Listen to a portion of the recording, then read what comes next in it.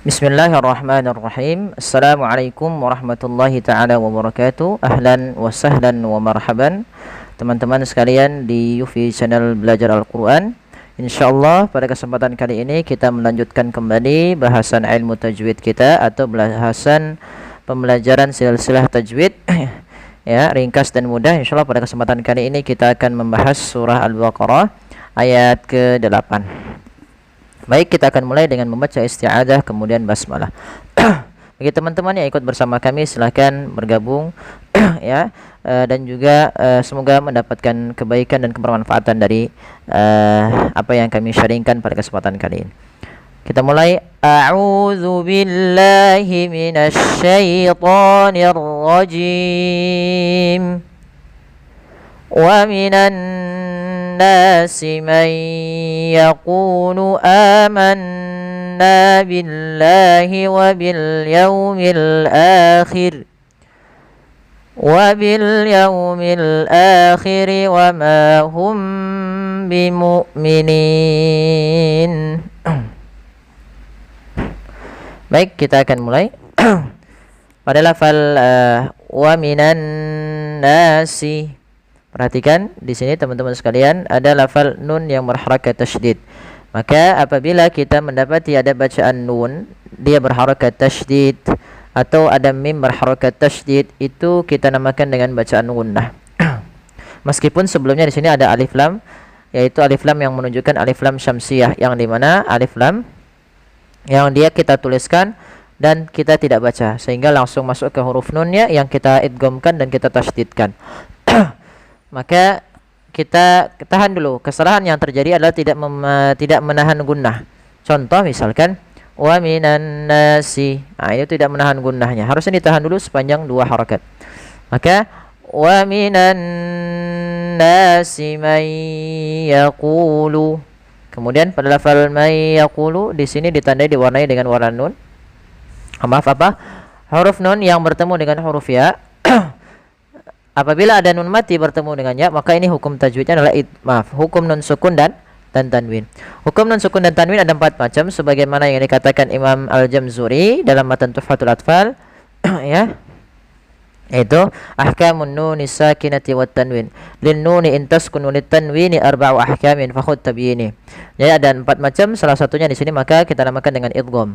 Idgham bil gunnah. Apa itu idgham bil gunnah? Idgham artinya memasukkan secara bahasa, bil gunnah secara bahasa disertai dengan gunnah atau penahanan.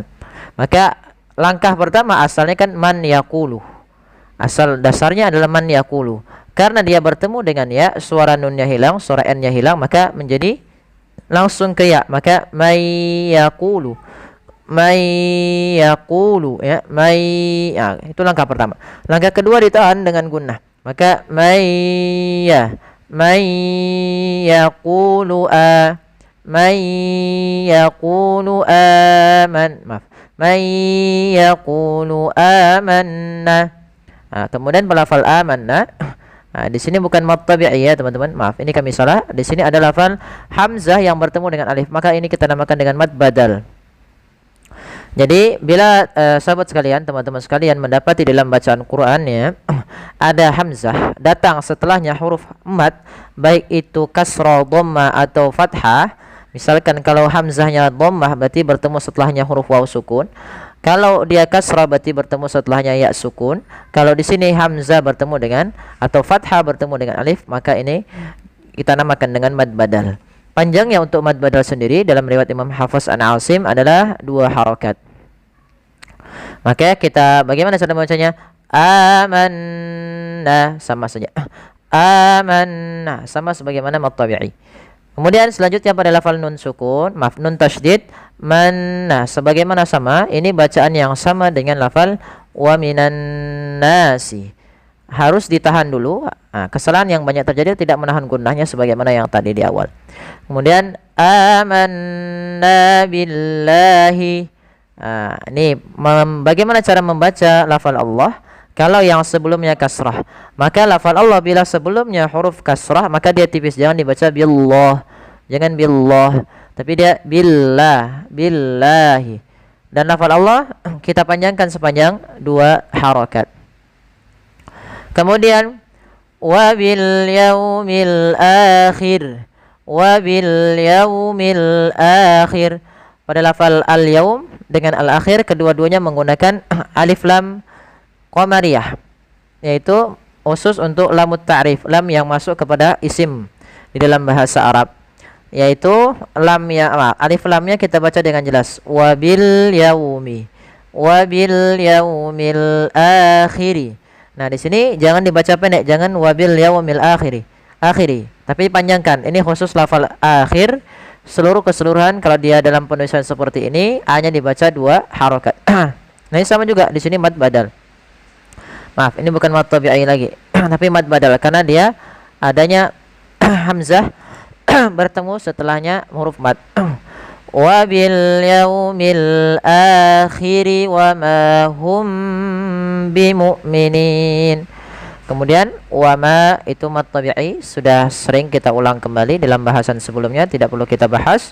Kemudian wama hum bi, di sini ada kembali mim mati bertemu ba, yaitu hukum tajwid berupa apa namanya, mim mati bertemu dengan huruf ba.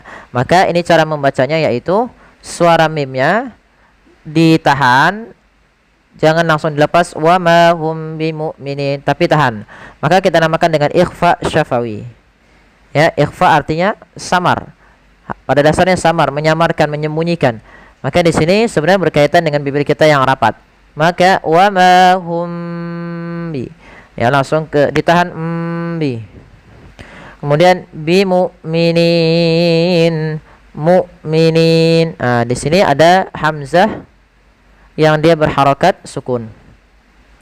Maka teman-teman sekalian, hamzah itu memiliki sifat syiddah dan sifat jaharnya. Sifat jahar itu adalah sifat yang apa namanya, melekat pada huruf hamzah, yang dimana dia apa namanya, inhibasu an-nafas, ya, tertahannya nafas.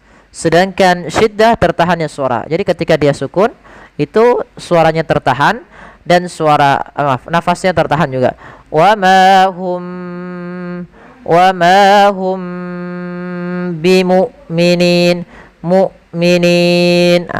Kemudian pada lafal nin, di sini ini ada bacaan mad arid disukun. Mad arid disukun adalah mad yang terjadi dikarenakan adanya sukun arid. Sukun arid itu bukan sukun asli. Contoh, kalau sukun asli misalnya seperti yaum. Kata yaum ini wawnya asli, maka dia asli.